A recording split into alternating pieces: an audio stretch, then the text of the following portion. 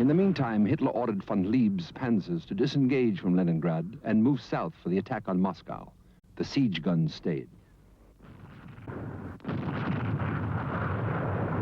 Germans had cracked Moscow's first defensive line and captured over 663,000 prisoners from a total of 3 million captured since the start of Barbarossa.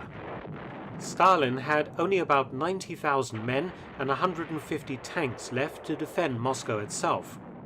On the 13th of October, the 3rd Panzer Group was only 87 miles from Moscow. But the weather was bad. With heavy rain and snow, German tanks, with their narrow tracks, struggled to cope. Stalin organized 11 new armies that included 30 divisions of tough Siberian troops. In the south, the Soviets stopped the 2nd Panzer Group. On the 2nd of December 1941, a small number of light vehicles and motorcycle combinations reached the township of Khimki, close to the Moscow Ring Road.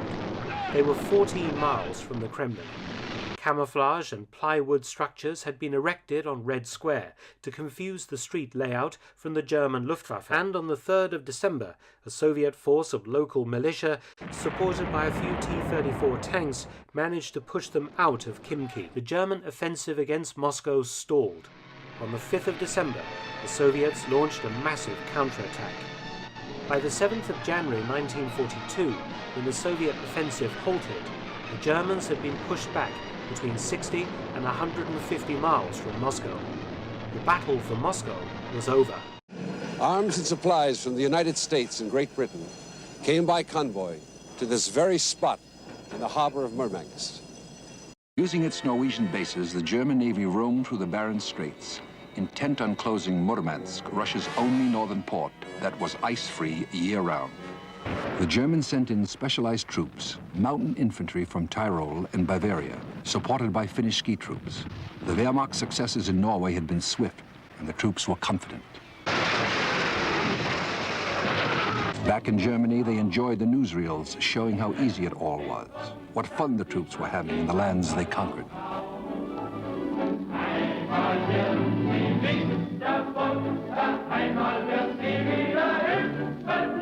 Murmansk was only 40 miles away. Close Murmansk, and Russia would be cut off from Western aid.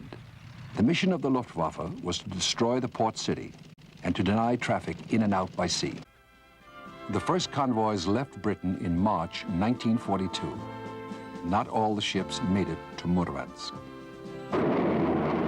And the Nazi wolf packs all the way. It was north of the Norwegian coast when disaster hit. The British Admiral Tovey, in command, believing the German fleet was approaching, ordered the convoy to disperse. It was suicidal.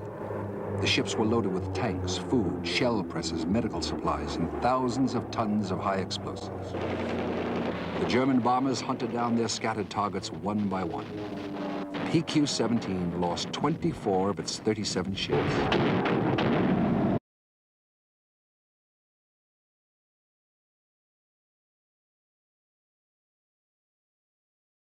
But Churchill, deeming the losses intolerable, suspended the convoys. They were not resumed until September 1942, when the days grew shorter. PQ-18 was sent out, a total of 40 ships. The Luftwaffe found PQ-18 far from a friendly shore. Of the convoy's 40 ships, 13 sank in a running battle that exhausted the gun crews.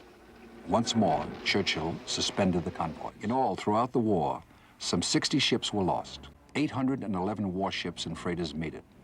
None did so easily.